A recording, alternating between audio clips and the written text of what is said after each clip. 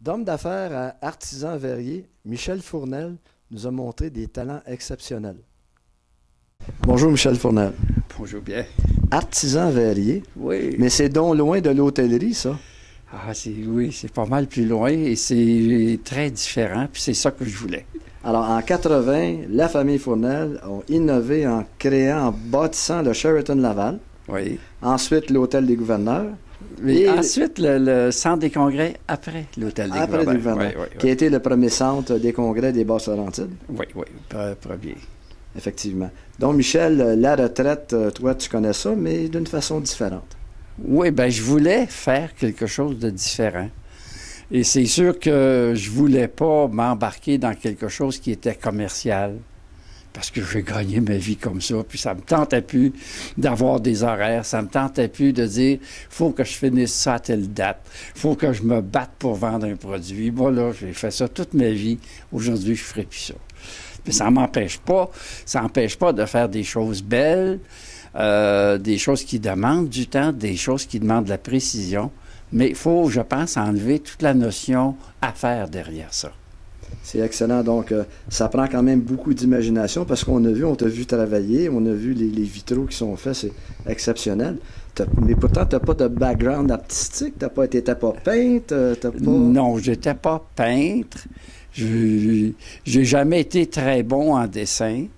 Je sais dessiner, mais il y a des gens qui dessinent mieux que moi, donc j'utilise des gens qui dessinent beaucoup mieux que moi.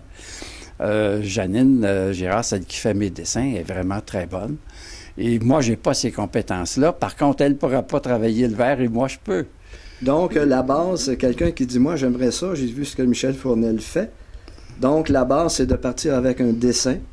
Oui, bien, partir avec une idée, et de l'idée, on peut faire le dessin, puis on peut, disons, quelqu'un voudrait l'avoir à tel endroit, bien, on peut l'agencer en conséquence. Et c'est important, ce qu'on a vu, le flow dans les verres, là, les signes, là, qu'il faut connaître ça. Ça prend d'imagination. Faut, je pense, avoir un petit sens artistique. Là. Je pense que oui. Oui. Sinon, d'abord, je pense qu'on ne ferait pas ce genre de choses-là. C'est, disons, pour faire du vitrail, ça prend un peu le sens artistique. Puis évidemment, il faut être habile de ses doigts, ça, il n'y a pas de doute. Et au point de vue équipement, est-ce que c'est très coûteux pour commencer? Quelqu'un qui dit, je veux commencer, moi, là, ça m'intéresse. Oh, je m'attendais, Pierre, à cette question-là. Oui. Ça fait longtemps que je ne suis pas allé au magasin pour acheter vraiment ce genre d'équipement-là, mais d'après moi, avec, disons, le couteau, l'équipement neuf, c'est sûrement à peu près 500 $. Alors, pour partir une carrière et faire des vitraux, c'est Ben, exceptionnel. c'est pas grand-chose. C'est pas grand-chose, d'autant plus que je suis certain qu'il y a de l'équipement usagé disponible en grande quantité, pas des couteaux, mais disons le grinder, la meuleuse, évidemment, elle est sûrement disponible à très meilleur coût que 250 $ neuf. Là. La meuleuse, c'est la moitié de l'investissement. Exceptionnel. Bien, écoute, Michel, c'est un plaisir, hein, tout le bon temps qu'on a passé ensemble. Et de voir aujourd'hui le talent que tu as, c'est exceptionnel. Ah, j'ai beaucoup de plaisir à le faire. Merci. Merci, Pierre.